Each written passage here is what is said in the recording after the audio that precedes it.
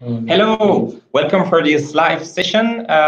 We are very happy to have this session with you to talk, answer your questions, and interact with you. So my name is Olivier Catera. I'm associate professor in strategic management at Grenoble École de Management, and I'm very happy to have this moment with Professor Joachim Schleich and Alain Malo from Schneider Electric. So this session will last for 45 minutes. It's made for you guys. So we're hosting here this session to answer your questions. So please do not hesitate to send all the questions that you have regarding the Mooc, regarding the first session on energy efficiency, but also this new topic of this week on solar energy. Maybe a first introduction about Joachim, Professor Joachim Schleich, in few words. Yes, thank you, Olivier, for the kind introduction. My name is Joachim Schleich. You may recognize me from some of the modules you take. I taught two of the modules. So I'm a professor of energy economics at Grenoble École de Management. I'm also associated with Fraunhofer Institute for Systems and Innovation Research in Germany.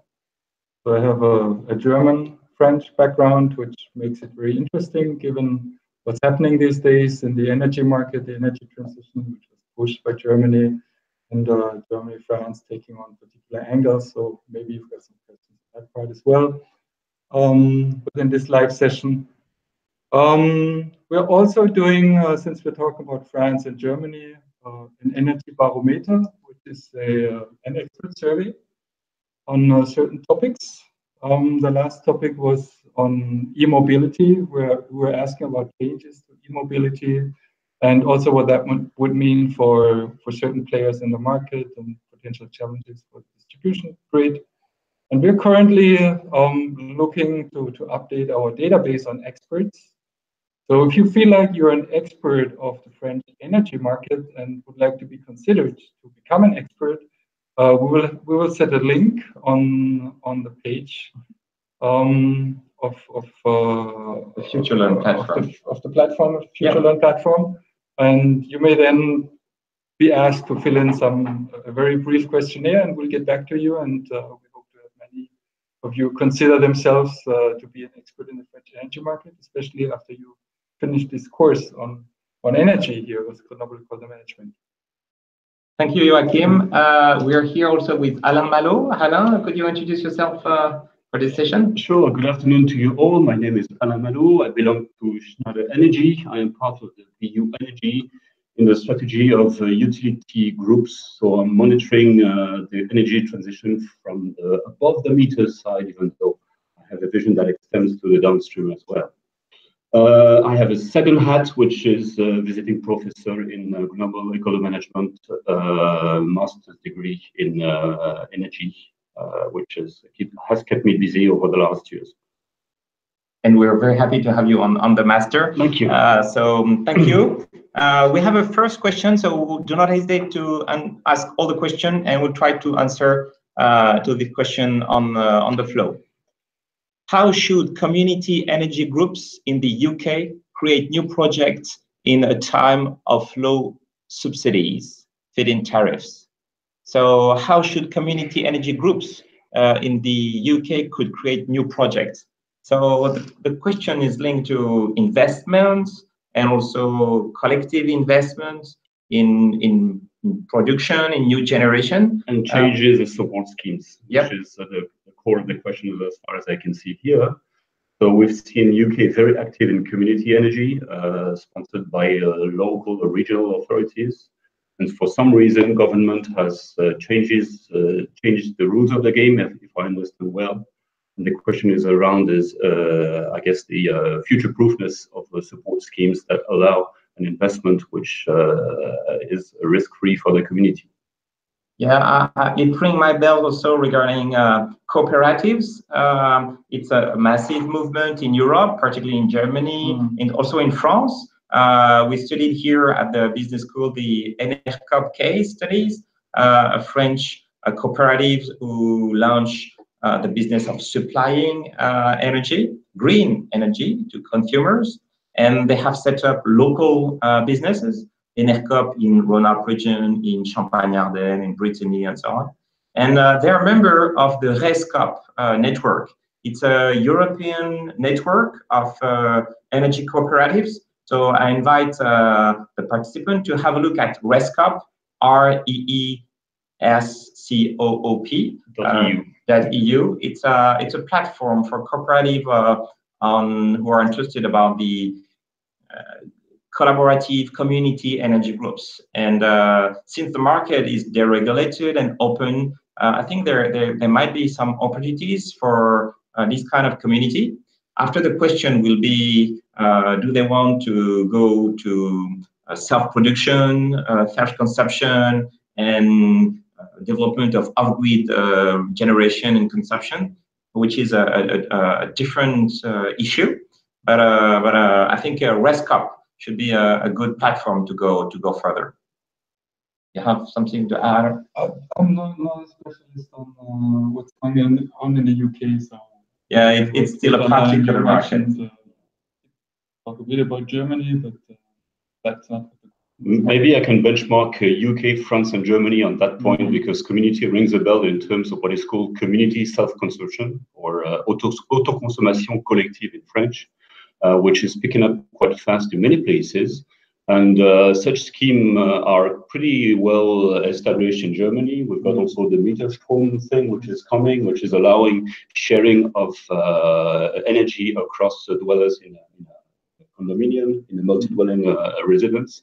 And in France, we are testing business models on how to share economy on a local scale with 8 government-sponsored projects on community energy that allow some form of local energy trading with new technology and new business models.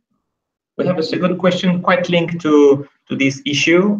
What is the future of the model of prosumer in energy with developing countries?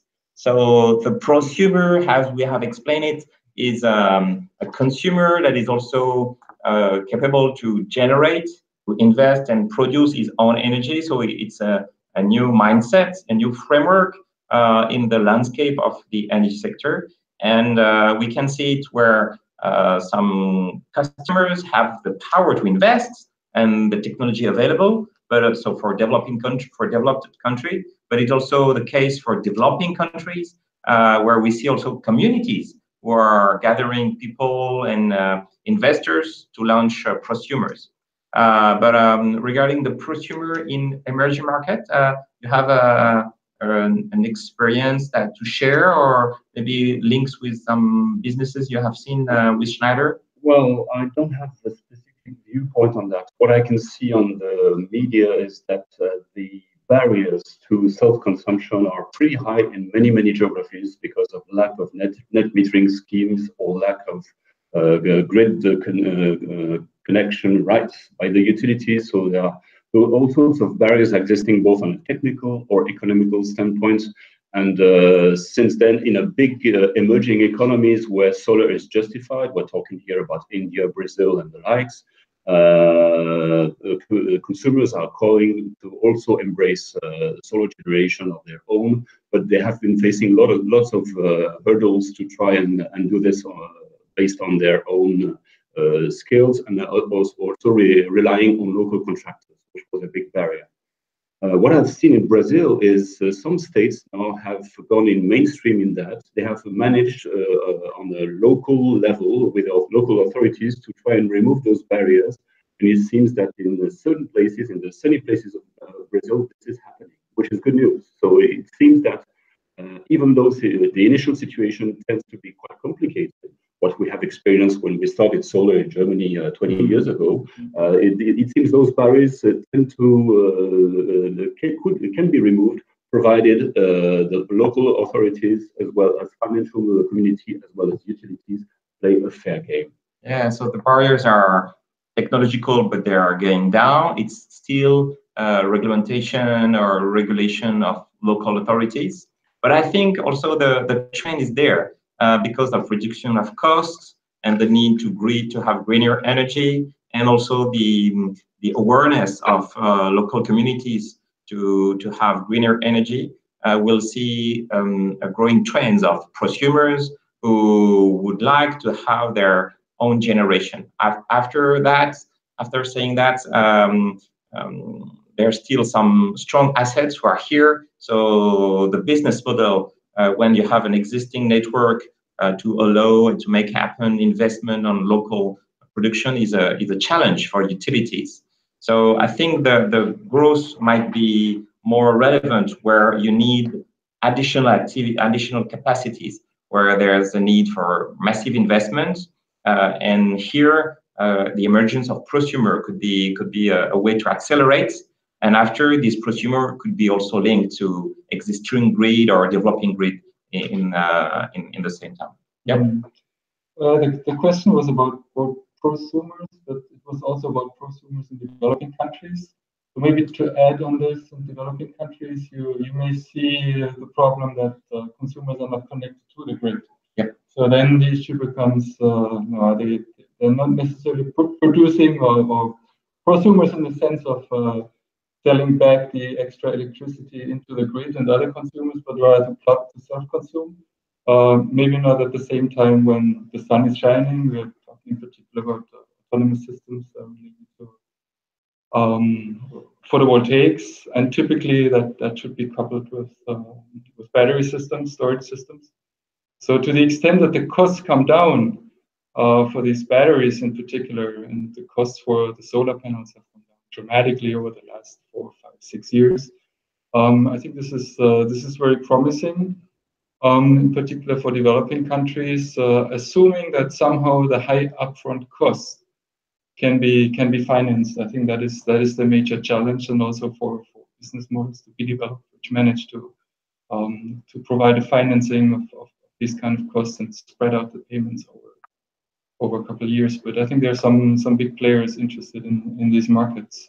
So maybe for developing countries, this is actually especially in areas where there's no connection to the grid. The question is more, okay, do we have auto consumption or production? Yeah, so finance issue and also regulated issue. Question 3, could developing countries shift directly to new energy technologies on the point of view affordability? I think that's linked to what you have said, what you've just said regarding the costs of investing in such assets. Of course, there are some technology available, but the cost, just the first investment part, is a challenge. Yes, there is a small side issue here, which is illustrated in India, especially. So Prime Minister Modi has been mandating a huge plan for solar, and initially it was planned that some of it could go for off-grid solar. And it seems the government and the utility community is reorienting towards more large-scale solar with grid connections, even for remote villages, as opposed to off-grid things, which have the double difficulty of being hard to manage on a technical standpoint and prohibitive costing on a unit basis based on current grid costs in India. The problem is the apparent grid costs seen by the utilities, which is not the cost reflected. Yeah, regarding India, the Indian market, we have seen the last weeks, President Macron went to India and signed important agreement on the energy, and for NG also as a partner of their project. But they signed also the International Solar Alliances, which is a national agreement to boost and to develop activity investment in the solar business. So I think India should become, in the years to come, a very attractive market if we achieve to solve the equation of financing all these investments.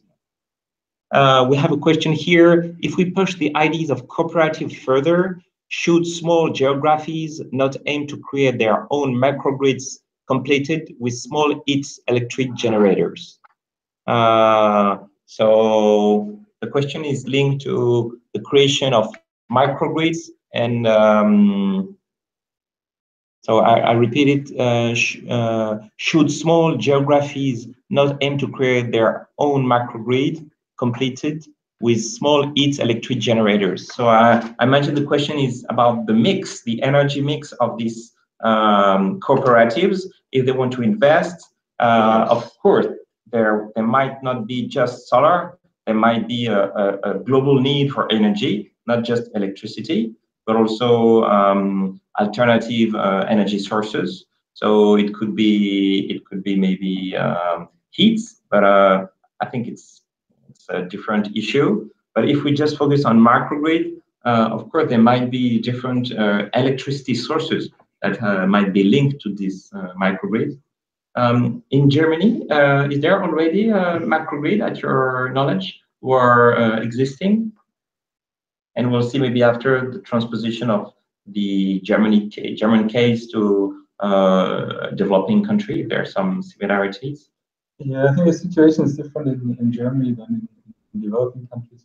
Microgrids may be more palatable, more interesting, but I'm not exactly an expert on this topic.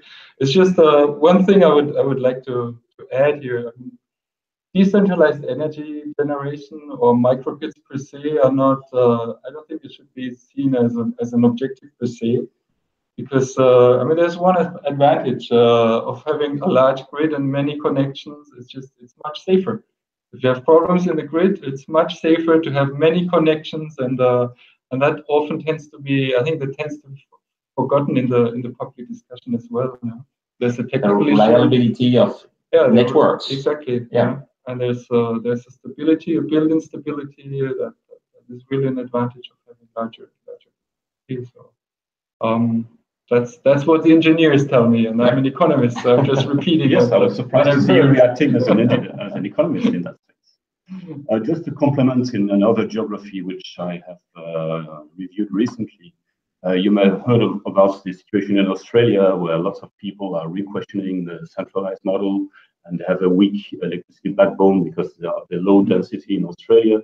And it seems the Aboriginal communities in the Northern Territories, the very low densely populated areas, are now embracing a totally decentralized models for the communities with portable systems on trucks, and which can follow the migration of population and which are financed and managed by local communities, which is a new thing.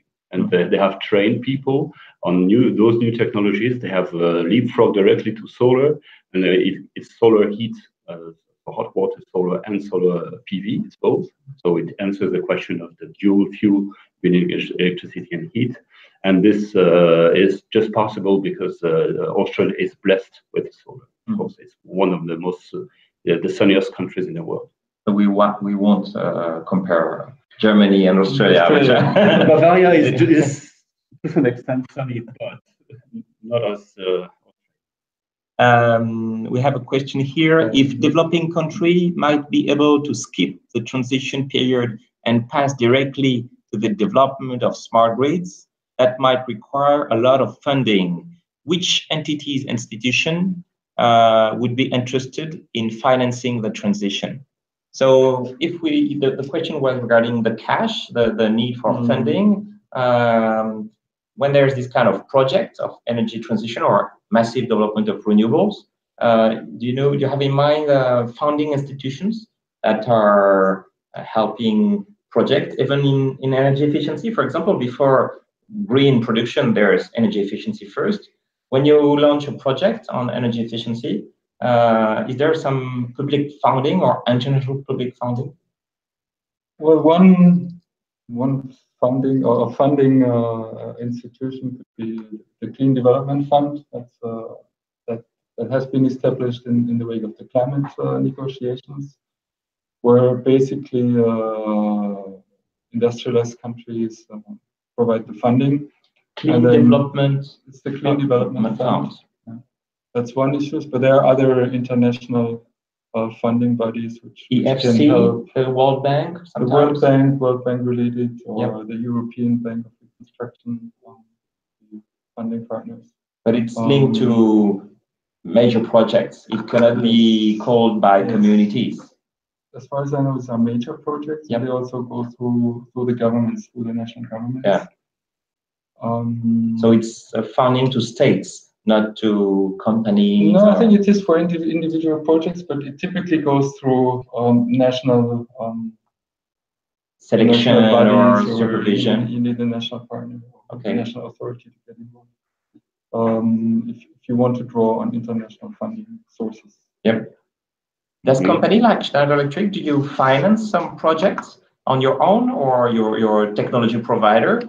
We just announced some financing partners at our last innovation show. We have partnered with Dynamic Energy Networks, who try to finance local energy systems, being microgrids, today in the US.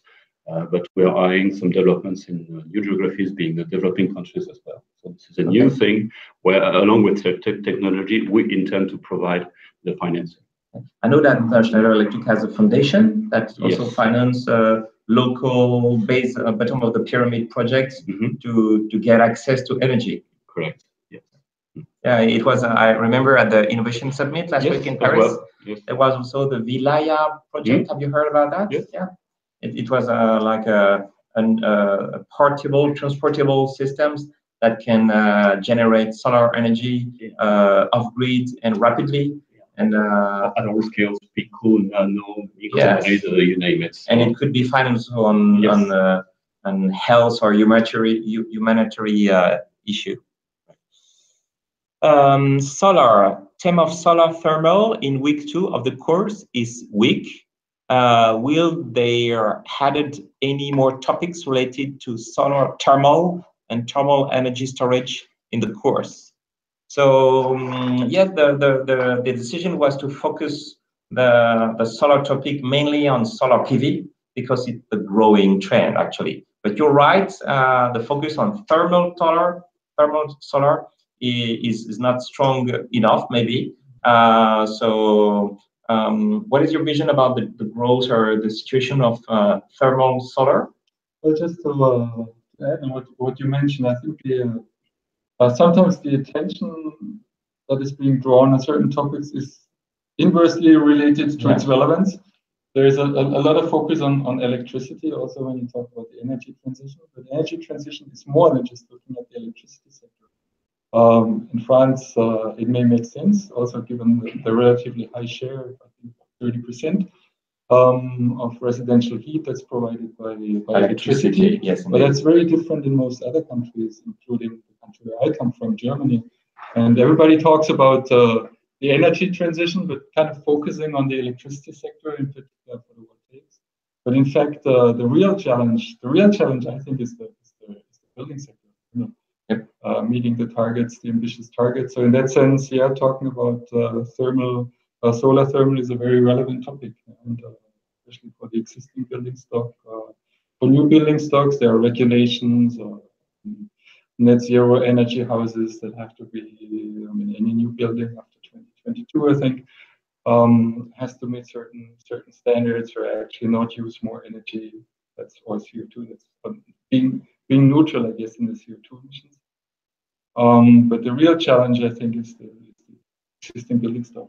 Yeah, but on my point of view, the business model of thermal solar is not completely achieved because you can have a business plan or business model with solar PV because you can invest, and thanks to feed-in tariff, you can pay back your installation, and there's some framework, constitutional framework that helps to invest and get a payback.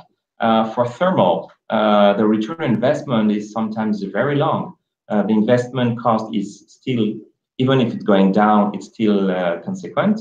So you have to invest thousands of euros to have an installation, and the payback is very long. So I think there are also business opportunity to focus on electricity. But you're right, the issue is just energy, not just electricity. Yes. Just to complement, I think there is a industrial scale issue in solar thermal. In most European countries, we haven't reached industrial scale, as opposed to some countries who made it mandatory to have solar thermal rooftops, such as Turkey, such as Israel, such as parts of South Africa and Brazil. In those places where they allow self-installation and sometimes self-construction of DIY kits on solar thermal, the business case is there. It's just the fact that there's not so much support in most European countries about solar thermal. I think this is just about it. Yeah, I think regulation and construction and regulation could be a big enabler for that. Since there's no business case, it doesn't pay off, you need regulation to, of course, just implement it. Just as a matter of illustration, some of you from French background may know the Ile-de-Saint in Brittany, which has decided to move to renewable energy away from diesel. It's a community of 500 people, so a local tiny island, which is remote and off-grid. And they have asked to switch from water heaters, water boilers fed by electricity from the genset to solar rooftops, solar thermal rooftops. And this is a huge part of the discussion there. So we're gonna continue. We have some questions about Algeria. Actually, here in Algeria, government talks about shale gas as a new source of revenues, and we are afraid that the effect of environment. What would you think? Wow. So it's not really linked to the topic of the Mooc, which is on new energy technologies and focus on renewables. So shale gas, it's a particular question. Yeah, please. I can give an answer to this. Shale gas is, I mean, everybody knows about the shale gas revolution in the United States. Which has also reduced greenhouse gas emissions tremendously for several reasons. But one particular factor is it's basically driven out coal power in electricity generation. So you're substituting coal for gas, and that just needs 30–40% less it produces 30–40% less of CO2 per kilowatt hour produced compared to coal. So you're reducing greenhouse gas emissions, and the United States has very particular, I would say, geological conditions that cannot easily be reproduced in other countries. I think China also has a lot of shale gas resources and reserves, and Poland has in Europe. Also South America, some countries, Argentina. In Algeria? Algeria, I don't know. Maybe Algeria as well. But also, I did hear the same rumor, the same interest by the Algerian authorities. Yep. But what seems to be the case, from what I understand, you do need a lot of water. So in some areas, for fracking, because fracking technology, that's what made it economically feasible or attractive in the United States. So you do need a lot of water. The geological conditions are not the same, so the costs are not the same in all countries to just kind of reproduce the development that we've seen in the United States. That would be very difficult.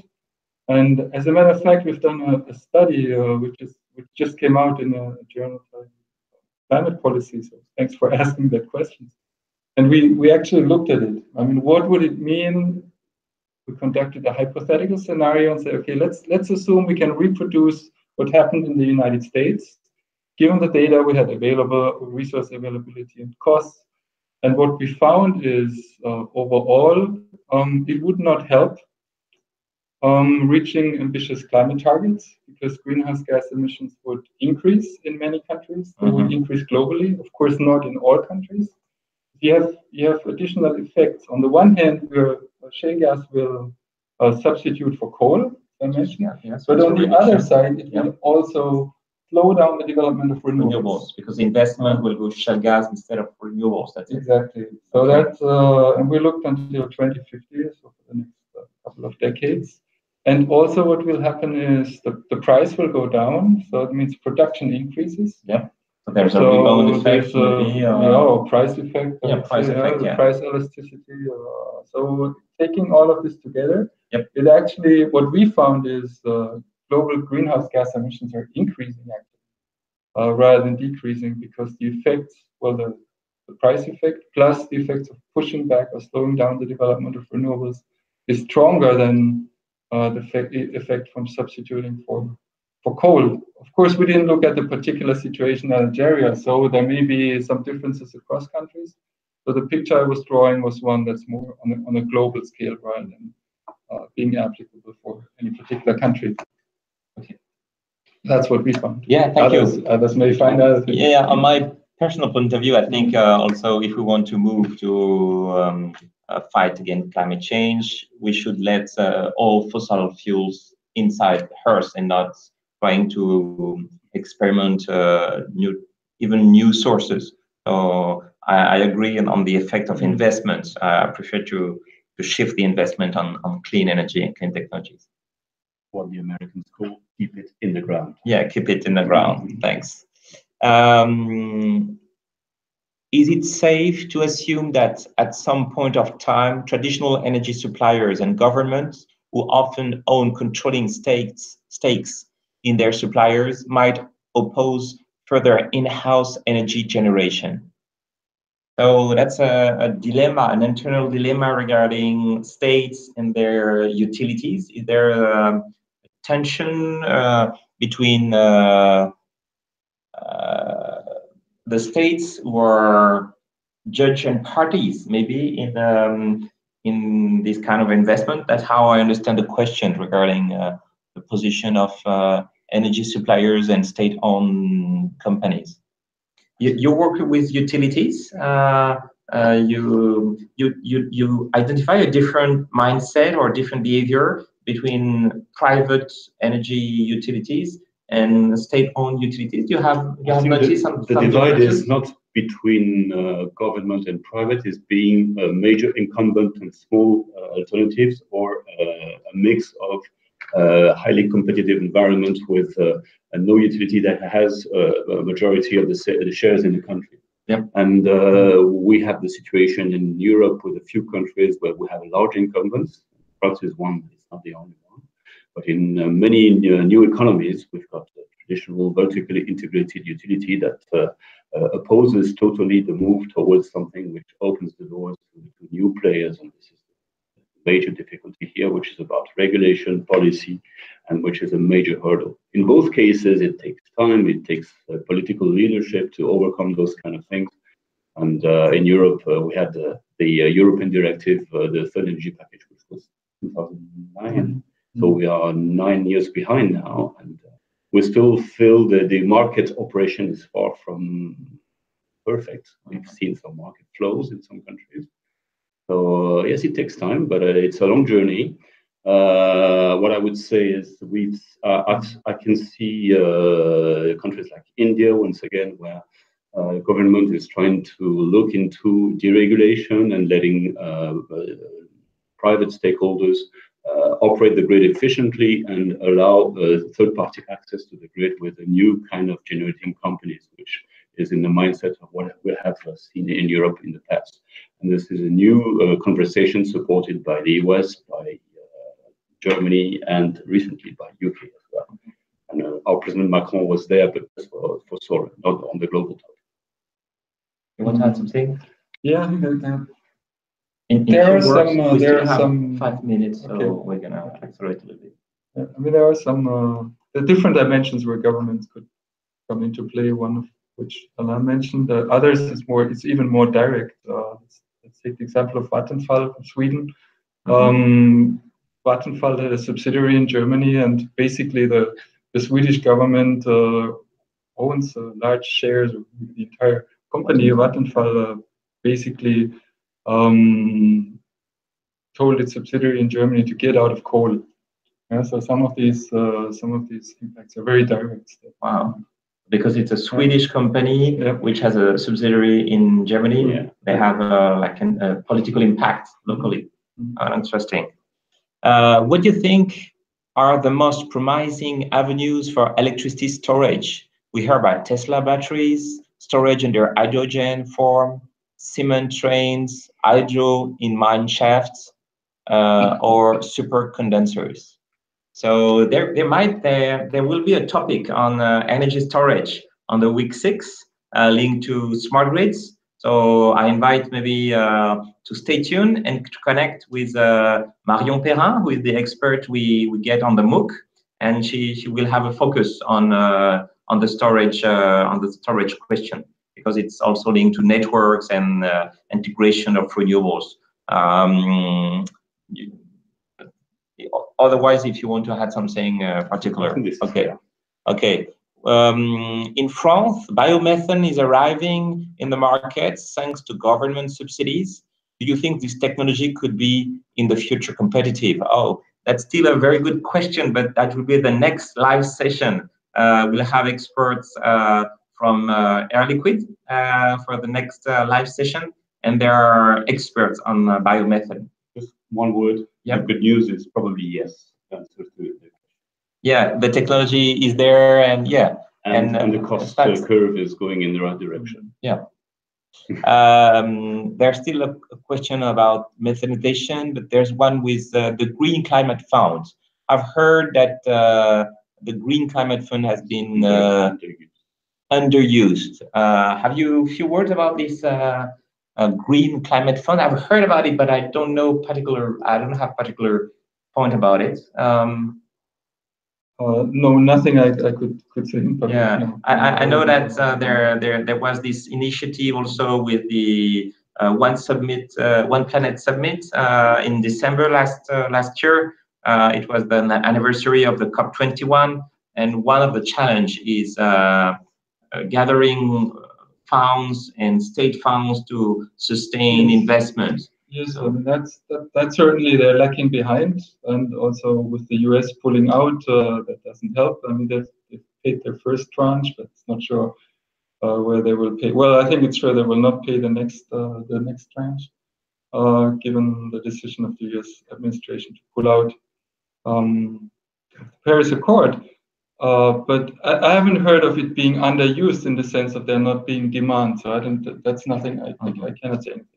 I've heard that there's an initiative locally here in France about pushing pressure on politics on Macron and Merkel for the agenda of September to October for the next European summit, who should implement a larger funding for energy transition at the European level, because the stakes are there and we need more investment. And one of the options is to improve the condition of green bonds. So green bonds are investment vehicles who are ranked as green. So it's sustainable investment funds. They have to apply and to comply to green, clear, clean investments. And I know that it could be also a tool, an existing tool, but it's small now. But there's a shift in finance, integrating the climate change effect in long-term investments. And maybe the regulation, not just on the national side, but the European or inter-regional side, could have an impact to increase and strengthen this dynamic. We have a question about also methanization, but we'll answer the question on the next session. I think we've done it. So I would like to thank you, Joachim. Thank you, Alain, for this session. Sure. Feel free to interact on the Mooc. You know that you have a very interactive platform with FutureLearn, so we are completely open to interact with each other also, because the philosophy of Moocs is to have a direct interaction between participants. We are nearly 3,000 participants for this session, 5,000 last year and 5,000 the year before. So there's still room for many participants. So spread the words. We're happy to see you online, and get in touch for the next live session. It will be links to biogas and hydrogen, and we'll have it with the Air Liquide expert team on the next live session. Thank you, guys, and keep in touch online. Thank you. Thank you. Bye-bye.